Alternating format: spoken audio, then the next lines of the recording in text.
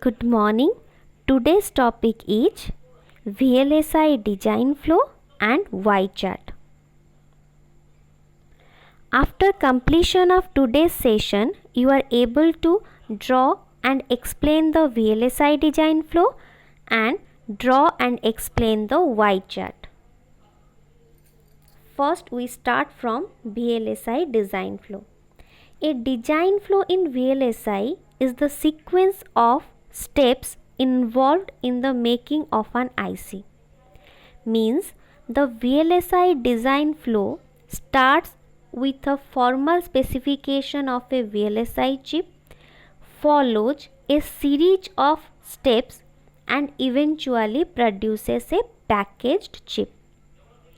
So starts with a formal specification, means system specification, follows a series of steps and eventually produces a packaged chip. So the first step is system specification. It is a high level representation of the system. The factors to be considered in this process include performance, functionality, size, speed and power. In this step, decisions taken about the specification of target chip. The specification of a system is a compromise between market requirements, technology and economical viability. Means fulfilling all requirements of target customers within an affordable price. Next one is the functional or architecture design. The basic architecture of the system is designed in this step. So, with the help of specification, design engineers decide the architecture.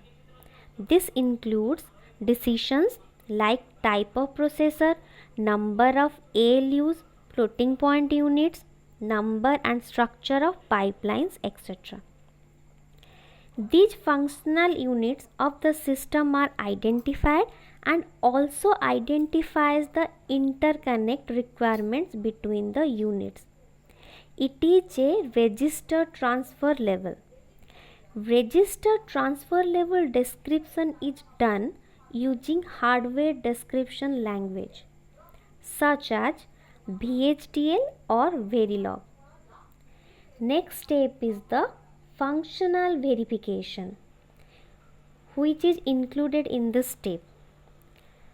In functional verification, the functional design is tested to verify its correctness. Next step is logic design. So, in this step, the arithmetic operations and logic operations of the design that represent the functional design are derived and tested.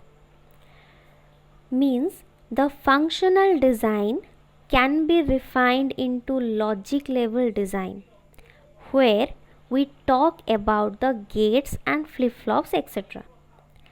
The register transfer level design is decomposed into gate level netlist. So what is netlist? A netlist is a description of the connectivity of an electronic circuit. In its simplest form, a netlist consists of a list of electronic components in a circuit and a list of the nodes they are connected to. Next step is the logic verification. In logic verification step, the logic design of the system is simulated and tested to verify its correctness. Next step is circuit design. The purpose of circuit design is to develop a circuit representation based on the logic design. This is the transistor level design.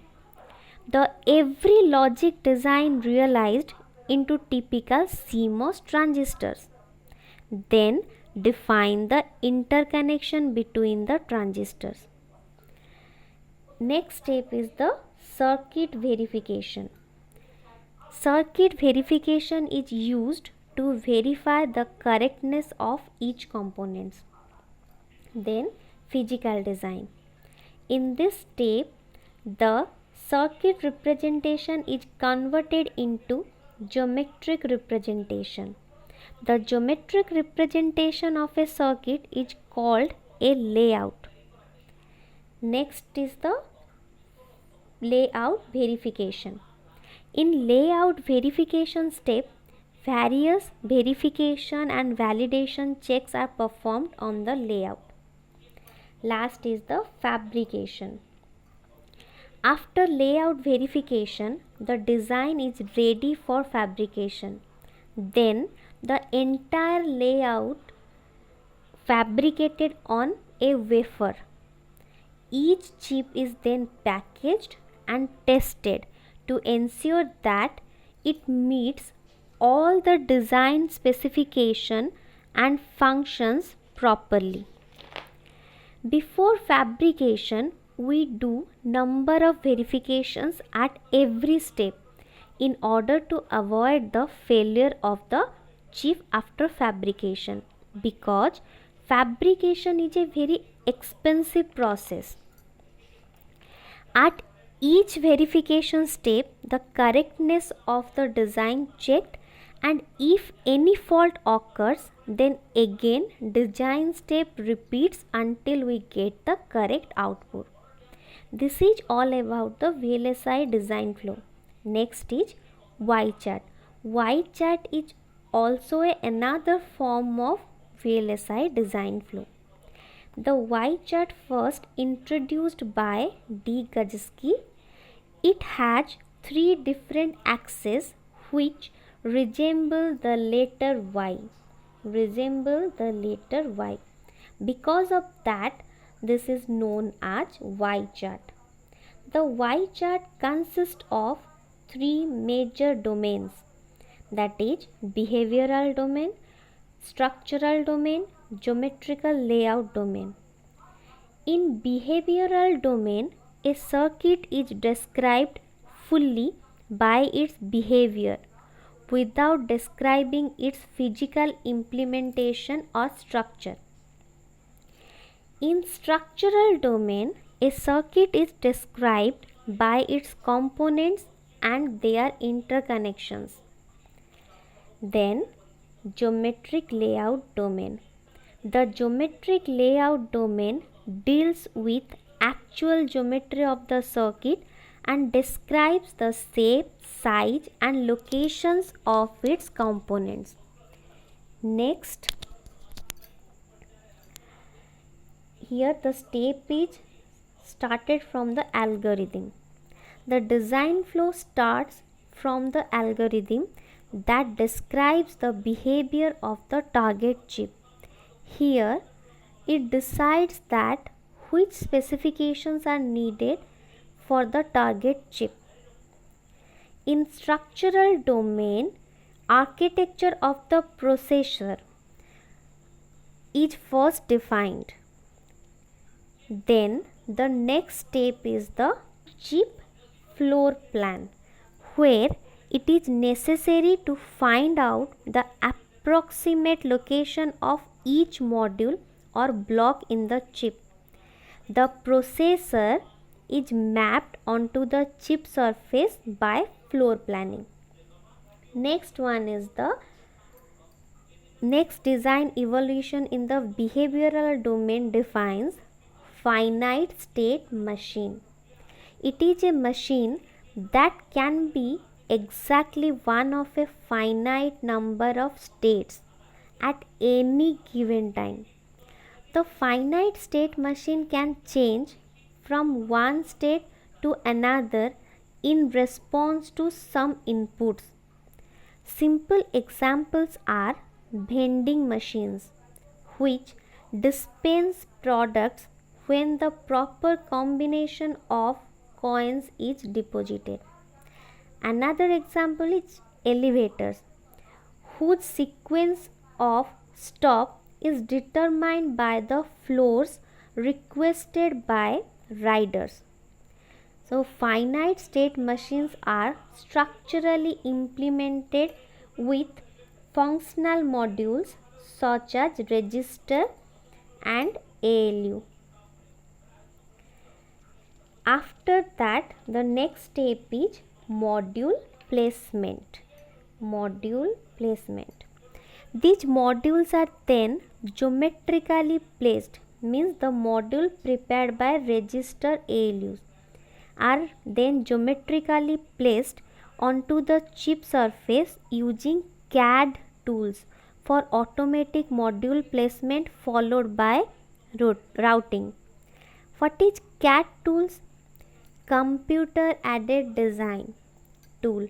CAD allows for the easier development of products and product management integration. Next one is the module description. The module description describes the behavior of the modules placed in the previous step. Individual modules then implemented with leaf cell.